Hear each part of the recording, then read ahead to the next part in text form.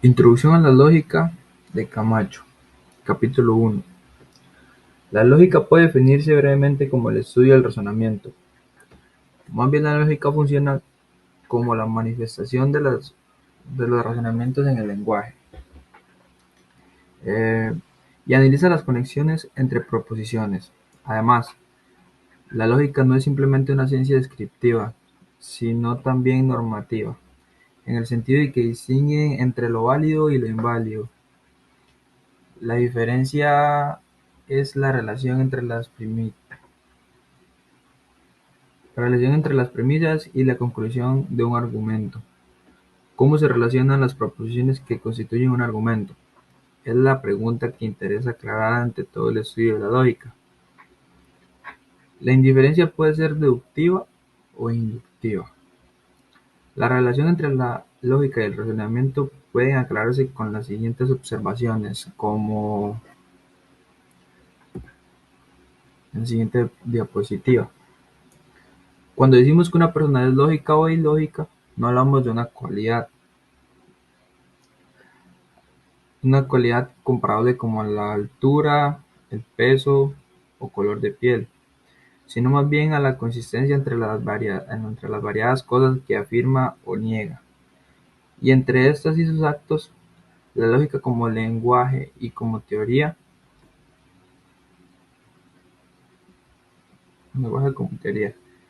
El filósofo Leibniz fue el primero en establecer claramente que la lógica debe tener un lenguaje propio, libre de vaguedad y de ambigüedad. El filósofo Leibniz se inspiró en las matemáticas, dando así a entender que quien sepa algo de matemáticas sabe lo que significan los símbolos. Xn más yn es la desigualdad de Zn de n es mayor que 2. Cada persona que lee estos símbolos de diferentes maneras, según sea su idioma nativo, pero quienes los entiendan, coinciden en el significado y en las operaciones que se pueden realizar con estos símbolos según sus reglas compartidas.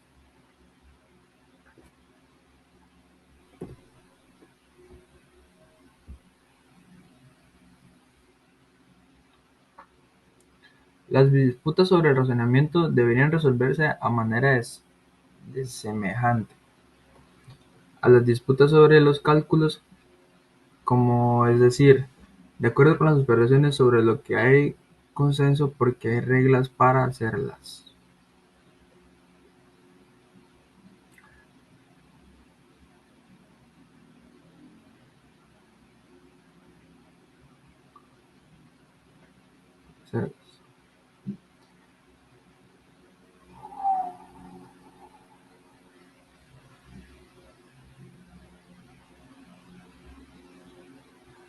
Además, además de un lenguaje, la lógica es una teoría. Como toda teoría, la lógica utiliza términos propios. Entre los términos más importantes de esta teoría están el razonamiento, el argumento y argumentación. La distinción entre argumentos y argumentación. Hemos dicho que la lógica informal no solo estudia argumentos, sino también argumentaciones, la minoría, los gestos, las amenazas abiertas u ocultas, la ridiculización, la apelación a la lealtad o la autoridad.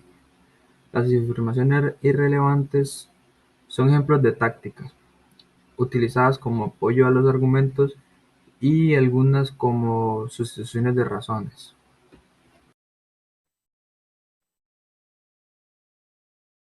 Hola, buenas tardes.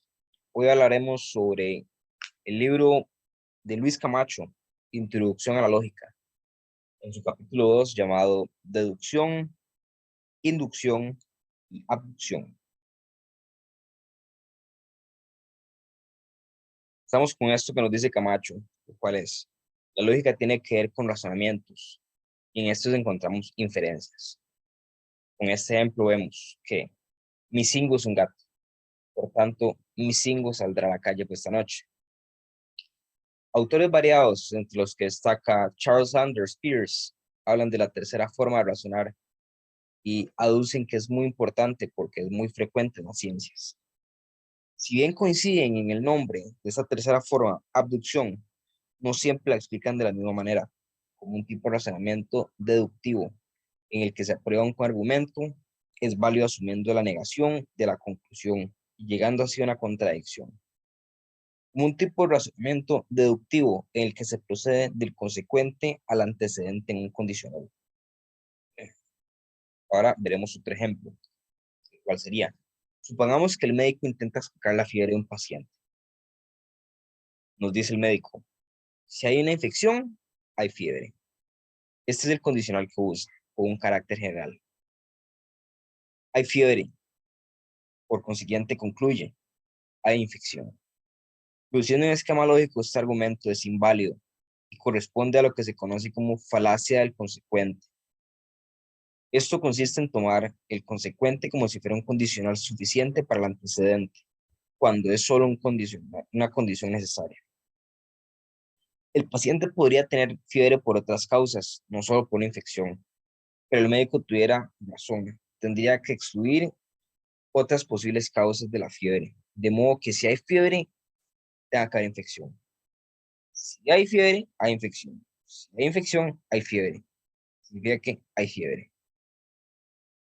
Luego, hay infección, y esto sería la abducción, y muchos autores como un tipo de argumento parecido a la inducción, en que se supone una conexión que podemos probar en el momento de hacer la suposición y que hay que intentar probar por procedimientos adicionales. Hablamos de la inducción, como ocurre frecuentemente en la deducción. En la abducción empezamos con una proposición general, pero a diferencia de esta y a semejanza de la inducción, la conclusión no es necesaria y puede ser falsa. La deducción y la inducción presentaremos en dos capítulos más adelante. En la deducción, la conclusión es necesaria, en la inducción no.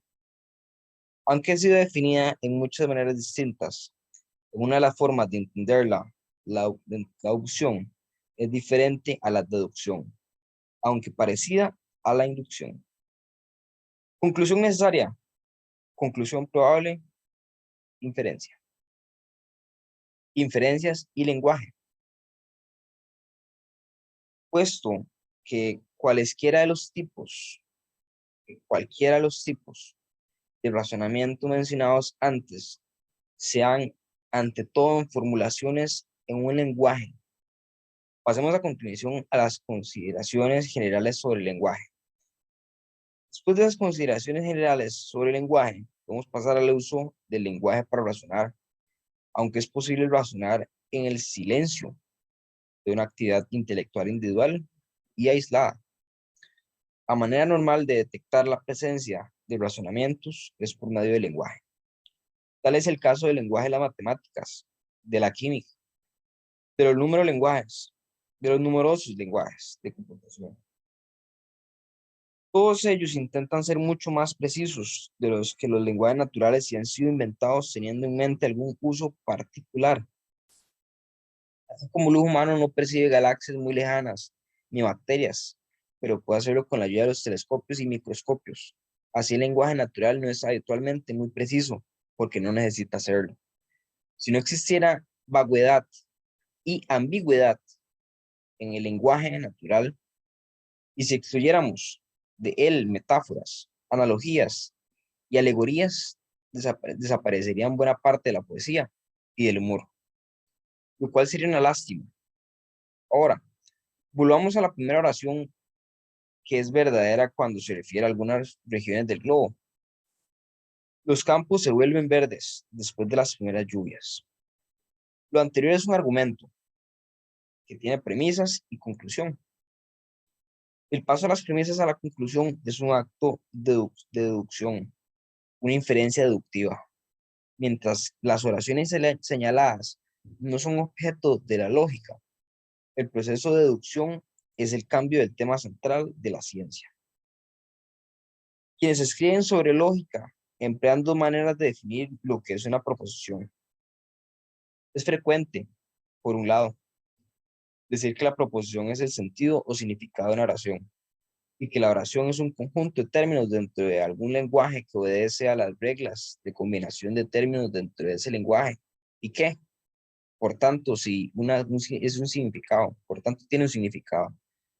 Tendríamos así varias oraciones, pero una misma proposición. La lógica se interesa por las proposiciones y no por las oraciones. Otros autores nos hacen la distinción entre oración y proposición y consideran que podemos prescindir de las proposiciones, o por lo menos identificar las proposiciones con las oraciones descriptivas. De esta manera simplificaremos el lenguaje de la lógica, lo que definiría a oraciones descriptivas y proposiciones de la característica, y proposiciones es la característica que tienen de poder y de ser verdades o falsas. Propiedad que reviste interés para la lógica. Cualquiera de las oraciones antes mencionadas serían verdaderamente si se reúnen ciertas condiciones de temperatura y falsa. Si eso no ocurre, entendemos una por proposición, por tanto, lo que tienen en común oraciones descriptivas de distintas lenguas, que son traducción unas de otras, y que son todas ellas verdades o todas ellas son falsas. La noción de verdad y de falsedad exige una explicación detallada, puesto que las proposiciones que nos interesan en lógica tienen esa propiedad.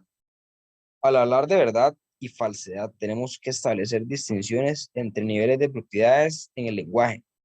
En la oración del árbol es alto, la propiedad alto se predica en el del árbol.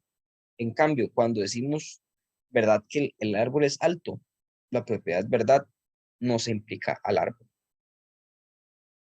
Quiere decir que haya árboles verdaderos y falsos, sino que la proposición de árboles alto es verdadera. Más tarde, en la Edad Media, se intentó definir la verdad como correspondencia entre cosas y pensamientos, o entre cosas y oraciones que hablan de esas cosas. Aunque no esté exenta de problemas, esta explicación de verdad es la que seguimos aquí.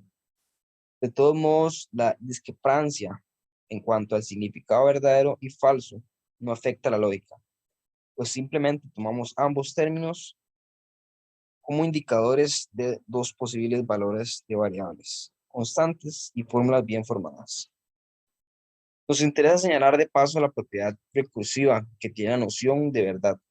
Siempre podemos preguntarnos si una proposición es verdadera o falsa, aunque esa proposición a su vez pretenda ser una definición o una explicación de la noción verdadera. Según algunos, la proposición mañana lloverá es verdadera. Sí, y solo si mañana lloverá. Los ejemplos anteriores nos muestran cómo se puede construir niveles dentro del lenguaje. El primer nivel es el de las afirmaciones acerca de las cosas, animales y personas. Luego tenemos el nivel de afirmaciones o enunciados acerca de las proposiciones del nivel. Muchas gracias.